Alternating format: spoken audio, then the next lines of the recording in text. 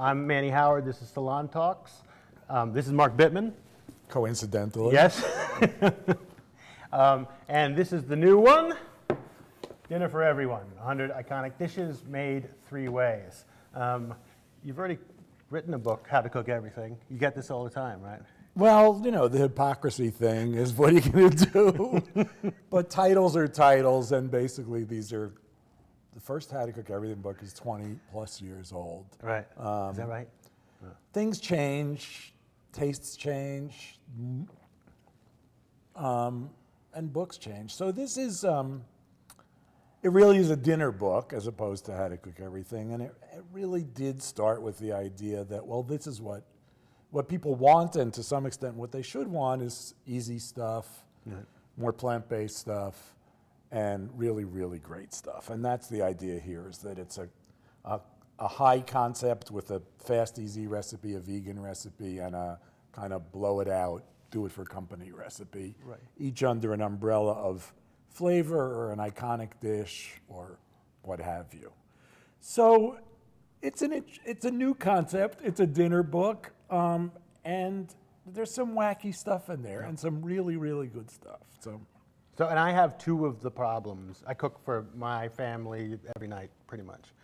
And I usually have them snacking sometime around the time everybody else has dinner. Right. Sort of 6, 7, they're hitting the Ritz crackers, and then I'm, launching into my project. And, and then by 9:15 or so, I'm plating the food for and them. Everybody's like and totally everybody's furious. Yeah, furious.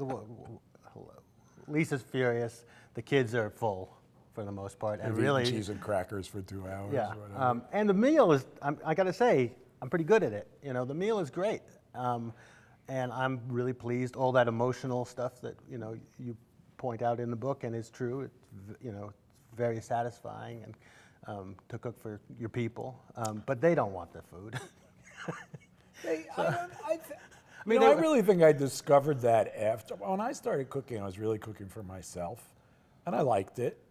And then I discovered years later, after my first kid was born, this cooking for other people really has something going for it. It's really great, and it still is. And then it's true, sometimes they don't really care. I mean, they're happy you did it, but they don't care that much about the food. Right. And you hope, when you're feeling small, that when they're away and they're not eating the way they are eating right now, that they're going to really miss it and, send you a postcard or whatever you do.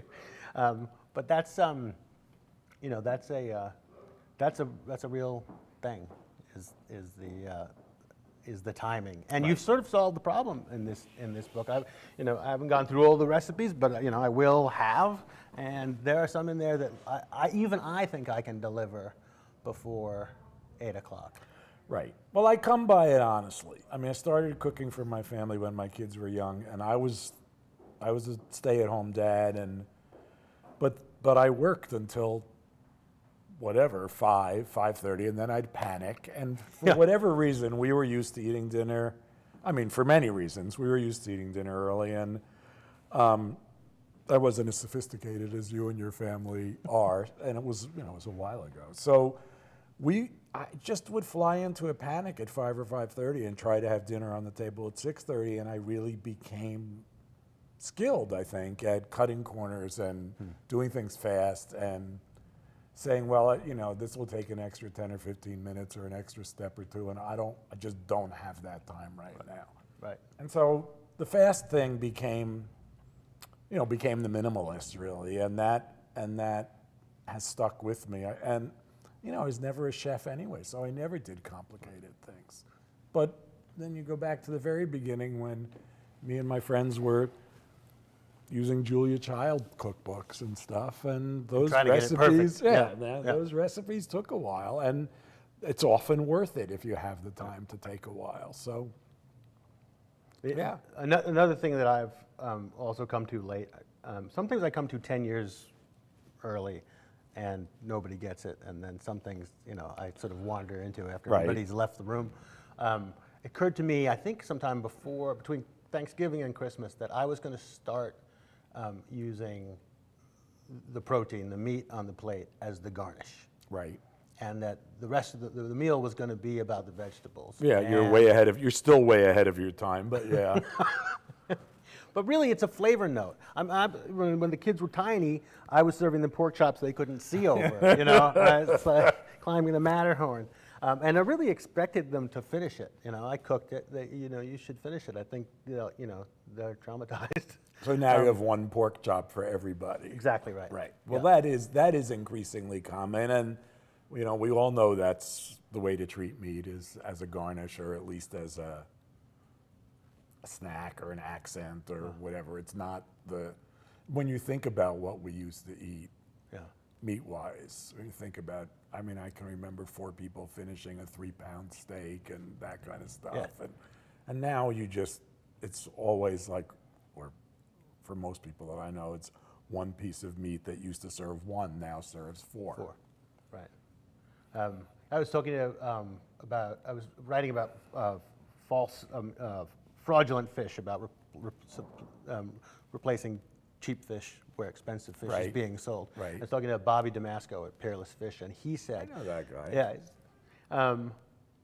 He said, you think about just the way people eat fish. There's no such thing as a fish house like there's a steakhouse. You know, there's no problem serving a 48-ounce steak to somebody in a steakhouse. Right. And fully expecting them to eat all that meat. Although that's a 48's thing, a little right? big. Yeah, but that's a thing. Yeah, right. But if you tried to do that with fish to somebody, well, first, the fish oil would probably, shoot through you. But there are portions, there are sort of social expectations about about the way we eat protein. It's true. And you wouldn't But, want to. still people consider half a chicken a serving. Yeah. You go to a lot of places and they'll give you half a chicken. Right, and you're paying a lot of money for that chicken too. Anyway, so the third part of this puzzle, we've talked about the fast stuff and we've talked about the project stuff a little bit anyway, but the third part of this puzzle is that people know that they should be eating less meat and they should be eating more vegetables and so on, and so a third of this book is outright vegan. And I think, the dishes that include meat or, animal products are somewhat scaled back from how they used to be. But then there's this third of the book that's vegan. And they're great plant-based recipes. I think I and my team have been doing really good plant-based recipes for 10 years now. And, it's, in a way, it remains a tough sell. People are looking for it, but then you give it to them and they're like, well, gee, that's a lot of work for a vegetarian dish or a vegan dish. But I think, that's a gradual change that's happening, and, it kind of has to happen. Yeah. And it might be a great setup that you have a quick meal and a stunt meal, a display meal, right? Project meal. Right. And then in the middle you have the vegan meal, because really the vegan meal, I think people do mistake the vegan or the vegetable as the fast thing. Yeah, and to differentiate it not. between fast, there's a great... It can be, of course. Yes, certainly. I could be back next year with 150 vegan recipes under 30 minutes. You can do it. How to cook every vegetable. You just got to get every in the title. Right? Oh, there isn't every in this title. Yes, true. So actually, one of these struck me. One of these, I'm going to call it a couplet. Thick-cut pomegranate glazed eggplant and rye stuffed pork chops. Now, the book is divided up into 3. It's thematic. This is sort of a chop group, right? Yeah, It's like thick things. But what struck me was that there is these 2 recipes are related in a sensory way. That you've done a great job. You and the team have done a great job of saying these live in the same place. The vegetable cutlet thing is an old-fashioned. People who grew up in New York know about vegetable cutlets because there were vegetarian restaurants even when we were kids. It's strong-flavored, thick-cut things. No one's going to mistake eggplant for pork chops. That's clear. Right. But this is sort of these groups of three they're liberally defined, Right. let's say. Well, I mean, I really did. There are great things that look like they would be great together, and then there are things that I think, oh yeah, that actually is a very similar meal. The pomegranate and the eggplant, somehow the rye and the pork, they aren't the same thing, but they felt, Yeah. you know, Well, you like liked you were them. delivering Well, the that's same good. thing. Yeah. That's good. And it's one of the great, I think, browsing benefits of this recipe book is that it feels like a walking tour. I suppose that's flavor a walking tour. Right. Well, there was an I tell you, this book went through a lot of iterations until I think we got it right. But there was a time, and there obviously are books where you would do, for example, I don't know, veal piccata, and then you would do seitan piccata.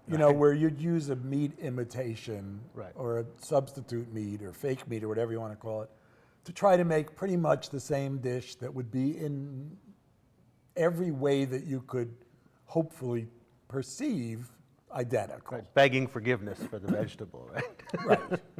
I mean, it's why there are fake beef burgers as opposed to, well, you just have a veggie burger, big deal. Have a bean burger or a grain burger or whatever if you want to put something between a bun that's vaguely like meat with ketchup and stuff on it. Right. Doesn't have to be cell-raised meat. It can be like some ground-up vegetables. It'll be fine. So, we decided not to go that route, to not look for fake meats, to not look for things that were going to be, we're going to do veal parmesan, we're going to do chicken parmesan, we're going to do tofu parmesan that's vaguely like the chicken parmesan. We do eggplant parmesan or whatever. Right. So that was a kind of conscious decision, was to make the plant-based dishes, they're in the same ballpark as the other two dishes in the same grouping, but they're not fake meats. Right. They use the same flavors or they use the similar textures or whatever, but we're not trying to fool anybody here. Right. They're candidly plant-based recipes. Candidly, right. Unapologetically. Overtly, right, unapologetic, because they're good. Right. I mean, they're Right. good. And that was my vegetable game was getting better and better, and I thought, I don't know why I feel this compulsion to put meat on the plate, and that's what led me to it's just a garnish, and I think the kids buy it. They'd actually prefer it. There have been plenty of times when they've said, let's just have the chickpeas again, with the rice and not the thing. So, Right. we all know that the children are better than we are. So, Well, we're trying to raise them to be. that's right. Yeah. I wrote How to Cook Everything Vegetarian. It was published in 2007, so it means I was working on it in the early 2000s. I don't think I sort of convincingly ordered a vegan dish because that's what I really wanted until 10 years after that. I think it was really a kind of a process. Right. And now I'll be like, I look at a menu or I go to a place or I cook something and sometimes I forget to put meat in or I just don't have any or I just feel like I don't want it. And it's not as much of a thing anymore. It's Right. feels more natural. Yeah. I'm not there yet. I still need. Sounds like your kids are. Yeah, I know they are, and maybe if I focus on them and their needs a little bit more, then dinner will be earlier in the evening. My kids are grown. I don't actually know how they eat. Yeah. They do cook though. I know they cook. Do they check it? Yeah. Well, I'm not a great role model in the kitchen. I'm pretty bossy, and I tend to push people out because I'm so focused on delivering the meal. I'm not one of the come and see how this is done thing. Right. So they'll probably. I never did that either, but one of my kids was just more interested than the other. But Right. they're both good cooks. Yeah. I just don't know exactly what they're doing It's on a night-to-night osmotic. basis. Yeah. Yeah, well, that was what I was hoping. Set the model, hope that you transfer your values, Right. don't lecture. Right. One of my kids has said that I didn't lecture enough, which was, I guess, an okay thing Right. Well, you're never going to do it to right. hear. Right.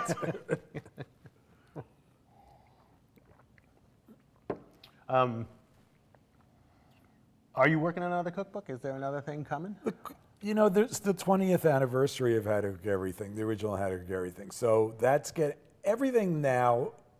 You know, it's funny. I fought against photography. I really did in my early books. And I was like, people don't need to know what it's going to look like. They can find out what it's going to look like. It's not going to encourage them. What's going to encourage them to cook a recipe is they can tell that it's a good recipe. Well, I don't know, things have changed, obviously. And it's really hard to do a cookbook now without photography. You must have driven people crazy in those meetings with the no photography thing. Well, you know, How to Cook Everything, and a lot of my early books, even not How to Cook Everything, a couple others were huge, and they were good value, you know, and they were and are basic cookbooks that, you know, like Joy of Cooking, you could own that and almost own nothing else, and you'd be okay. And that was the idea.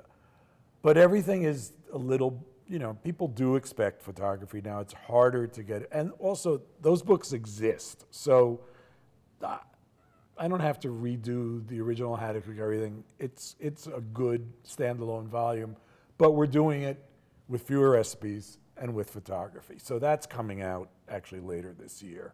How to cook almost everything. How to cook fewer things. How to cook everything, defining everything even more liberally than the first time. How to cook almost everything, or how to cook everything that you want to photograph. Okay. Yeah, that's exactly right. Okay, but meanwhile, I'm working on a non-cookbook that's sort of driving me crazy that I think will be really good. And then I think cookbooks are going to be part of my life until I stop writing, whenever that happens, because there's always ideas. And I think, you know, I think Dinner for Everyone was a good idea, and I think it's well executed. So if people are willing to pay for me and pay for them, and other people are willing to buy them, I like doing it. And they're all different challenges, and they're all, I don't know, they're interesting projects to me.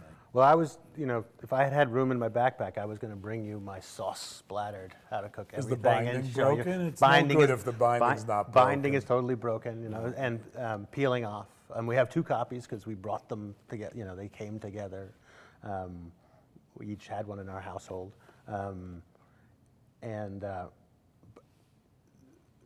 so just as testament to how much it gets used. Chefs have the story. They all talk about the dish that Tom Valenti can't get away from the lamb shank, right? He has to, wherever he goes, he has to bring the lamb shank with him. Mm-hmm. Everybody, you know, all chefs who've succeeded with a dish that is just theirs, moans and groans about it. So what's the equivalent for you? What's the thing that you wish you hadn't done? It's so dumb, and it gets into the sort of How to Cook Everything story, but honestly, it's pancakes. I mean, the most comments I've had on recipes in my whole life have been like, I make your pancakes. And they're so great, and my kids love them, and they always work on them. And the funny thing is, they are absolutely standard, run-of-the-mill. It's how you make, like if you're making basic, don't forget whipping the egg whites or melting butter into them or adding ricotta or sour cream, all these cool things you can do with pancakes. If you're gonna make like pancakes, egg, milk, flour, baking powder, it's a standard recipe. Right. If you make it otherwise, they're not really standard. So it's a recipe that's like a cup of flour, a cup of milk, a tablespoon of baking powder, a little salt, a little sugar, an egg. Right. It's a pancake recipe, and people. But that's really the lucky moment of my life when I decided that I wasn't going to be someone who did things fancy. I wasn't going to do foie gras recipes. I wasn't going to do boar recipes. I don't know. Right. I was going to do like, at some point, you know, How to Cook Everything has a popcorn recipe in it, because in 1996 or whenever we were finishing the book, 97, we were like, well, you know, actually people don't know how to make popcorn anymore because they all No, they have microwaves. Oh. So they certainly didn't know how to make pancakes, and people would stop me literally on the street and say, "You taught me how to make grilled cheese." And I felt like saying, "I'm sorry. I'm sorry that your upbringing didn't include making a grilled cheese, but hey, I'm glad to have taught it to you You were also." raised in a Skinner box. You didn't like it. But that's not, so many people don't. And that's why I think, I have this is a little more ambitious, but I really have made a living on teaching people things that in a way, even we men, but not being consciously taught how to do things, grew up kind of learning how to do because we saw cooking all the time. Yeah. And people who grew up in the 70s and 80s didn't see cooking as much. I started cooking. I was interested in cooking because my dad had a party twice a year, or once a year, where he cooked a curry that he learned to make when he was a postdoc from his roommate's mom in Uganda. And he would have all his friends over and he would have a big party and make this curry. And it looked like so much fun that I started doing it in college. Took the recipe with me, and then from there. I'd like to see that recipe. Yeah, I've got it actually. It's a great 50-year-old recipe. Ugandan curry. Yeah, it was transferred over a phone booth in England, pushing in the 50 pence, it was probably 10 pence back then, coins, so that they could It was keep shillings back then. Yeah, right. Interesting. Yeah. I mean, I think that's right. I wish I were known for something that exotic, but instead I have the pancake story. It's a good curry. I'll share it with you. Yeah. But I think it is right. I think that that men who cook, not chefs, right? Because it's a totally different thing. Right. Well, they often have. I do this one thing. That's You do hear that from men a lot. I mean, you said earlier that you're not a chef. You cook, and I feel the same way. I cook a lot. I'm often very ambitious, but that's a different discipline. Right. And that the cooking thing was largely. I took it on myself to figure out how to do it. I never, I didn't have somebody telling me you should, cook for your family. Right. Well, yeah. I think people should cook for their family. Yeah. It just needs to be better if it didn't break down along gender lines. Right. That's right. So I think that when the octopuses take the planet back from us, because they had it first, and now when they take it back, some octopus archaeologists will be going through cookbooks and in the future, and they will say, "What is this Bittman cake that every cookbook has?" And you will finally have gotten the credit that you deserve for, this one dish. The octopus recipe. Yeah.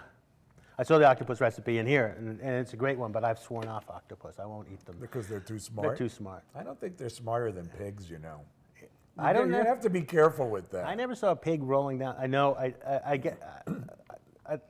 think that's a common and probably correct and true observation. But I've never seen a pig rolling down a hill inside of coconut shells. And then there's a video on YouTube. Of octopuses doing Gets that? inside the shell, rolls down the hill, gets out of the shell, and carries it back up the hill like a sled, and does it again. That's kind of fun. Yeah, that's a smart But there's critter. many fun, Yeah. You can have fun with chickens. You can have fun with pigs. I mean, once you start having fun with them, you're not going to want to eat them. But Yeah, I've done it. Be careful with that That's stuff. right. Mark, thank you so much for coming in, and thank you for another fantastic book. Well, thanks for having me, Manny. It's always fun to talk.